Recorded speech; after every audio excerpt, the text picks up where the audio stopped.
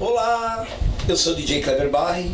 Estamos aqui para um bate-papo super bacana com a galera da What's DJs. Queria dizer que é um prazer participar junto com vocês, e falar de música é sempre muito bom. E falando de música, para falar de música a gente começa pelo início. E o início, todo mundo na carreira de DJ começa influenciado por alguém, né?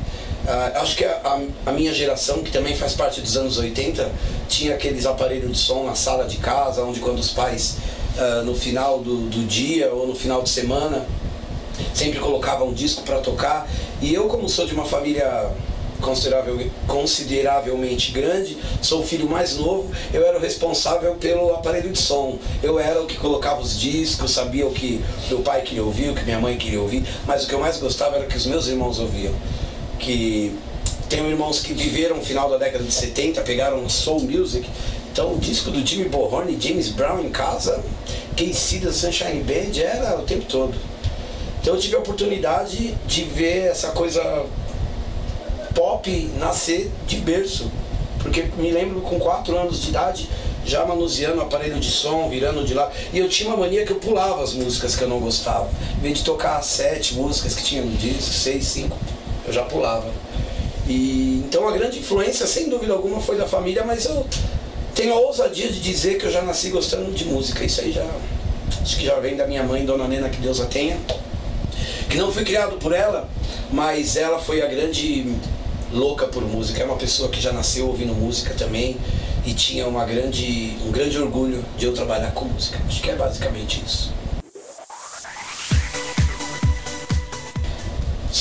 Sobre bailinho na escola, baile de garagem, eu por incrível que pareça, sou uma pessoa tão comunicativa. Gosto de gente hoje, gosto de festa, gosto de bagunça, adoro. Na verdade eu sou a própria bagunça, mas na pré-adolescência não era não. Na pré-adolescência eu morria de vergonha de tudo. Eu tinha 1, 2 amigos e era o máximo, mas como a música te obriga a você ir por caminhos que às vezes você não gostaria, então eu gravava fitas e tinha um aparelho de som na minha escola. Acho que como muitas escolas do estado, aqui em São Paulo, tinham 4 caixas instaladas no pátio da escola, e o aparelho de som ficava na sala da diretora. E tínhamos 30 minutos de intervalo, de recreio. Então eu pegava ali 88, 87, 88, aí gravava na manchete. Eu lembro que era manchete, a rádio gravava sem as vinhetas, no compasso, no pause do toca-fita, e tocava no intervalo da escola. Isso me rendeu alguns cruzeiros, porque a galera achava que era fita tipo da Overnight, da Contramão, do Casarão, que era onde a gente ia na matinê. E não era, eu gravava da rádio, só que eu cortava, fazia os cortes no pause em cima do tempo da música, no compasso. Aqui no canal DJ você faz um programa chamado Influências. Sim. Estamos aqui, inclusive. Obrigado, canal DJ. Muito obrigado, Cristian Pinheiro. Obrigado a toda a alta cúpula do canal DJ, que eu adoro fazer parte desse lugar. Eu era ouvinte e telespectador, porque aqui é áudio e vídeo, né? Eu ficava em casa assistindo, falando: puta, esses caras não sabem que eu existo, não vão me contratar, não vão me chamar pra tocar um dia. Enfim, estamos aí já há 2 anos com o programa Influências aqui no canal DJ. Desculpa te interromper. Imagina, falando em influências, é exagero falar que o mestre Ricardo Guedes foi a sua principal referência, sua principal influência?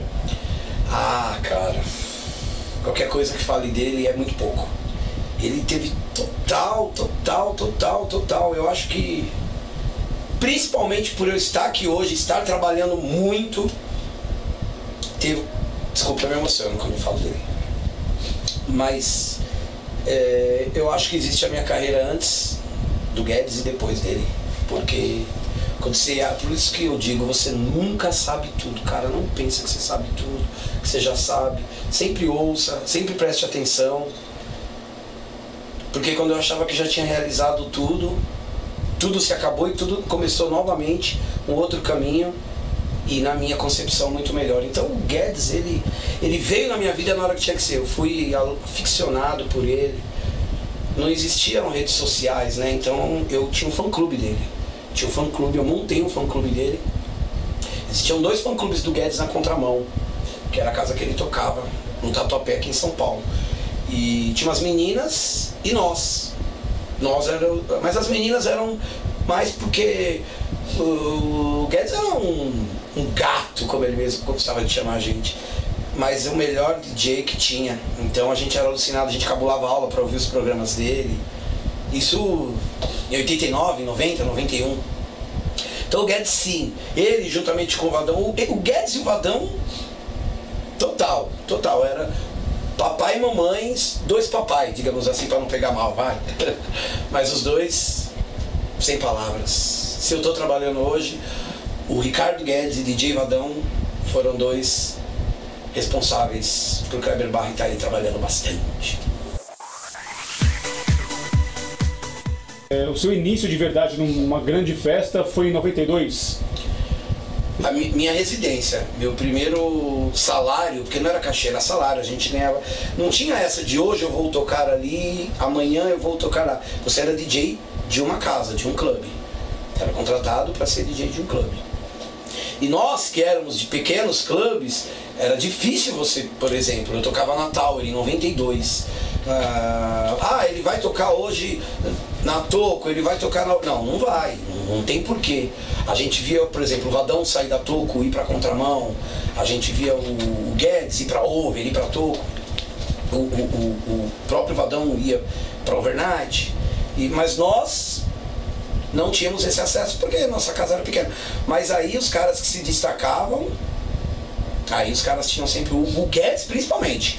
O Guedes, ele saiu da Contramão, foi lá na Sound Factory ver o que estava acontecendo, os caras pegaram ele na porta, a hora que ele pisou na portaria, pegaram ele, levaram ele até a cabine e o Guedes é enorme, forte. Os caras levaram ele assim, como se chama? Levantando ele até a cabine da Contramão, da Sound Factory que ele queria ver. Então eles eram muito visionários em tudo que estava acontecendo. E foi por isso que eu fui parar depois, agora, de 10 anos pra cá, nas festas. Como todo mundo diz, eu não trabalhei, não fui residente da Overnight, não fui residente da Toco, não fui residente da Broadway, e sou residente das festas das casas. Sobre curso, sobre aprender a mixar, a minha escola era na Contramão. Você chegou aí na Contramão? Lá em cima, ficava todo mundo lá em cima. Tem um vinil, inclusive. Aquela foto foi num feriado e eu estava ali. Porque era difícil você poder ficar ali em cima olhando o Guedes tocar, porque todo mundo queria ficar ali em cima. Então você tinha que chegar muito cedo. Era atração. Você ficava durante um tempo, aí você descia pra dançar, depois você não tinha mais espaço. Tanto lá quanto no Overnight. Mas era o lugar que a gente aprendia, porque a gente sabia, porque nas rádios falava que pitch, essas coisas, conversava meio tecnicamente, tinha isso. As rádios não eram alienadas como são hoje. Então a gente sabia, mesmo todo mundo sabia que isso aqui era um pitch, tudo. Então a gente olhava de cima o Guedes tocando. Então ali, quando eu tive a primeira oportunidade de colocar a mão em 2 tocadiscos sem pitch, eu já sabia que tinha que acelerar ou diminuir. Então foi assim, nunca pisei. Fui pisar na Fields para fazer chamada da Tower. Uma vez a gente foi fazer uma chamada e eu quis fazer na Fields. Fizemos umas 3 chamadas na Fields, mas depois o estúdio Overnight pegou e aí na Ressas era só Overnight com a voz do Emílio. Cara, eu toquei no Santiago, mas não foi. Eu pulei tudo isso, viu? Eu não fiz casamento, bailinho de garagem. Quando eu fui começar a fazer, eu já tava na Tower. Então era sábado à noite, meus amigos, a gente fazia no salão da igreja, eles faziam, e eu queria estar junto. Só que aí eu já estava na Tower e eu não podia ficar com eles. Isso pra mim era um martírio, porque eu queria estar com os meus amigos queriam estar comigo, e eu tinha que ir pra Tower sábado à noite, porque a gente tinha que organizar a cabine, limpar os tocadiscos, limpar os discos. Então eu pulei isso aí. Mas na Tower eu tinha que tocar Emílio Santiago, porque tinha um raio de um jantar dançante lá de quarta-feira, que eu odiava muito, era a coisa que mais me deixava triste. Mas, como um pai sabe o que é melhor para um filho, Flávio Cucurossi me obrigava a ouvir as músicas e eu abria a noite com poucas palavras. Odeia tanto quanto The Promise? Não, eu não odeio zero Emílio Santiago, eu amo, mas o The Promise eu odeio. Essa é a música que eu mais odeio na minha vida. Eu sou assim com Newton Sky High. Eu não suporto essa música. Eu entendo que o When You're Wrong é uma belíssima canção. Eu tenho problema como pessoa. Como pessoa, ela apareceu numa fase onde eu era uma pré-adolescente, não sabia de nada, que as coisas estavam mudando, e ela apareceu junto com Pandora's Box e mais umas 2, que eu falei, meu, acabou a música, muito chata, acabou, nossa, e agora, como a gente vai viver? E aí na sequência já começou o James Brown is Dead, o LA Style, e aí eu falei, nossa, que bom que passou. Falando agora de música, como que você vê o cenário, a cena musical nos dias de hoje? O que está preocupante, o que está dando para ouvir no momento? Sabe, cara, eu sempre circulei muito numa linha tênue entre o underground e o comercial. O ensinamento que o Guedes me deixou é o seguinte: se você é só underground, você está rosqueando lâmpada. A gente que trabalha para todos os públicos, como fazer isso? Se você é só comercial, você não tem nada de novo para mostrar. Agora, se você consegue andar pelos dois mundos, você é respeitado por ambas as partes. A galera do underground, conceito, quando você chega, te respeita. E os caras que trabalham no comercial que é o mainstream, também que te fala, respeitam. Né? Exatamente. Todo mundo te respeita. Mas isso não é fácil. Não é fácil mesmo. Mas como a gente sempre trabalhou nessa escola, nesse lance de underground, de comercial, minha camiseta acho que já fala por si só, né? Um cara que usa Daft Punk, acho que ele também ia gostar de Newton Sky High, né? Aliás, você é um cara que sempre está nas redes sociais com as mais diversas camisas, né? Ou de personagem, ou de banda. O DJ tem um pouquinho de Já ser percebeu nerd. isso? Tem um pouquinho de ser nerd também? A maioria dos meus amigos são, meus companheiros, 99% são. Eu não, eu sou maloqueiro, eu gosto disso aqui. Estúdio pra mim é só na rádio. Só na rádio ou pra gravar alguma vinheta, alguma coisa. Meu lance não é produção. Essa maquininha aqui eu me dou muito bem com ela, mas só no Cerato também. Então eu deixo pros meus amigos produtores e eu gosto de tocar, eu quero estar com as pessoas. Eu funciono muito bem na festa, mas me trancou no estúdio. Só funciona aqui no canal DJ. Você veio recentemente de mais um baile de carnaval, né? Lá em Peruíbe, no Canil. Temporada boa. Temporada boa. E assim, o que eu percebi nesses últimos bailes que eu frequento aí de 10, 12 anos pra cá é que está rolando muita questão comercial nos bailes de carnaval também. O carnaval está perdendo a essência ou está se reinventando justamente por conta dessa renovação musical? Cara, é muito incrível você fazer essa pergunta agora, porque eu tava pensando hoje, eu tava lá tocando, foram várias noites. Uma das noites, eu tava tocando, já era às 3h10 da manhã, e veio um grupo. A galera é muito animada no carnaval. Bom, você já vê a mudança, porque quando você toca na praia, as pessoas elas são mais animadas, cara.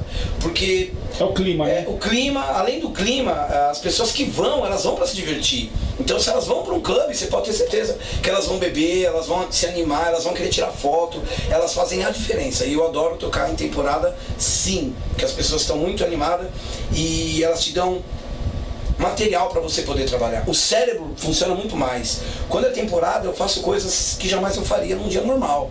E isso é incrível. E falando em relação à música eletrônica, chegou um grupo de meninas, elas estavam mais de 8. Porque eu lembro que eu contei 8 e tinha mais algumas.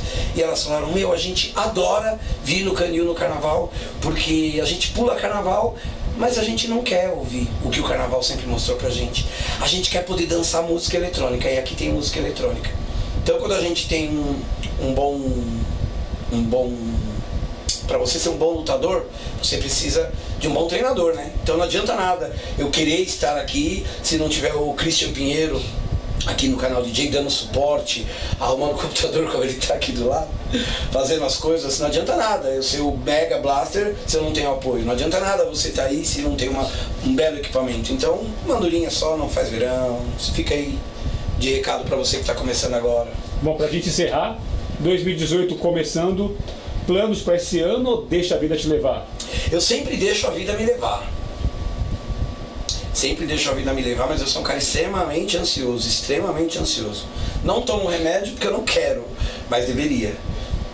2018, o canal DJ promete muito. A gente está vivendo uma fase diferente. A frequência modulada, ela está indo para a web. Então já se faz TV com espírito de rádio, com espírito de DJ. Então tem muita coisa nova legal acontecendo. E 2018 eu espero muitas coisas de mim como DJ, e do próprio canal DJ, que está investindo alto para essa coisa, para essa cultura que a gente adora, que é os toca-discos. Valeu, obrigado!